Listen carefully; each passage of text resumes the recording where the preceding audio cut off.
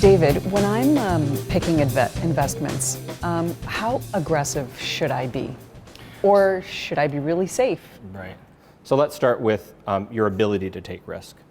The longer the time horizon that you have, the longer you're going to invest the money where you won't need to take it and sell your investments and take it back, the more ability you have to take risk. If you invested now and needed the money in a year from now, 3 years from now, I have no idea whether the markets are going to be up or down in 1 year or 2 years or 3 years.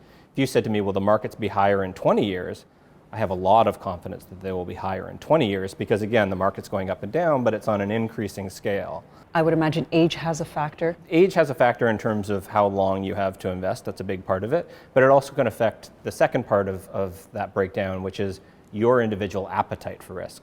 I know I've got friends and we have wildly different views on the amount of risk we want to take. So you're more conservative. I am, yeah. So between you and I, we would have a very different portfolio, even though we might have very similar time horizon in terms of how long we have to invest, because quite frankly, you're just not comfortable with seeing your portfolio go up and down in large amounts. Is there something that I should be looking at that could help me assess that? Yeah, so if you're a DIY investor and you want to do it yourself, there are a lot of resources online. What they'll do is spit out what's called an asset allocation recommendation. And so that will tell you just very broadly in the broadest buckets, what percentage of your investment you should put into safer investments like bonds and cash, and what percentage of your investments you should put into more aggressive investments like stocks or real estate. And there are a lot of apps and websites that could help me out, right? Yeah, I mean, there's never been a time in history where it's been easier to be a do-it-yourself investor.